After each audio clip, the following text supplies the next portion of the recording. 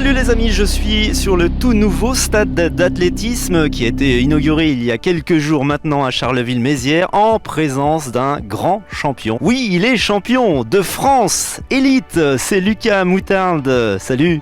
Bonjour. Champion de France de lancer de javelot.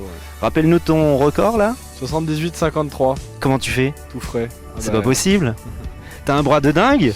Ouais. Ça demande des heures d'entraînement évidemment. Là tu rapportes ce titre dans les Ardennes. Déjà première impression là, après quelques jours. Satisfait de la façon dont j'ai lancé sur le concours déjà. J'avais eu quelques problèmes techniques jusque là cette année. J'avais beaucoup d'énergie mais en fait techniquement c'était pas efficace donc le javelot n'allait pas loin. Là j'ai réussi à mettre suffisamment d'énergie avec une technique assez efficace pour que ça me permette de rapporter un gros record et le titre. Tu as déjà plusieurs titres à ton actif. Maintenant, c'est quoi les projets après un titre de champion de France? Moi, je suis encore espoir, donc j'ai 21 ans, je suis encore dans la catégorie moins de 23 ans. Là, dans 2 semaines, je pars au championnat d'Europe par équipe senior. L'objectif, déjà, ça va être de refaire une grosse perf comme celle-là pour pouvoir rapporter un maximum de points pour l'équipe de France. Parce qu'on va viser un podium sur cette compétition. À long terme, les Jeux Olympiques de 2020 à Tokyo. 2020 Tokyo. Ouais. Et puis Paris après alors. Paris après, à très long terme, Paris après. Ouais. Pas tant que ça, hein. Ça pointe le bout de son nez quand même, hein. Ce sera 2024. Il y a Michal aussi qui, du côté des pongistes Carolo, envisage de faire ses JO à Paris. C'est en point de mire.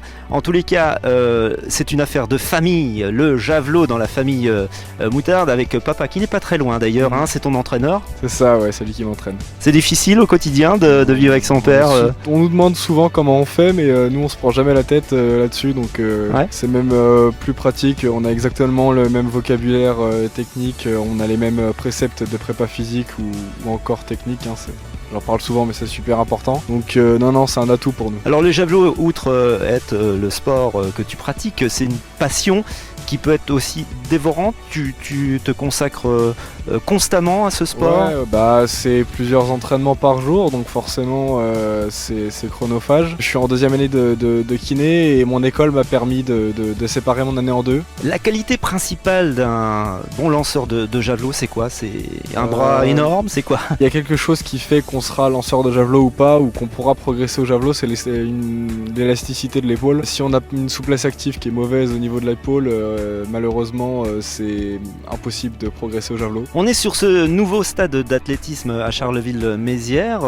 Tu l'as un petit peu testé, je pense que ça te change un peu les choses au niveau de l'entraînement. Ça change tout.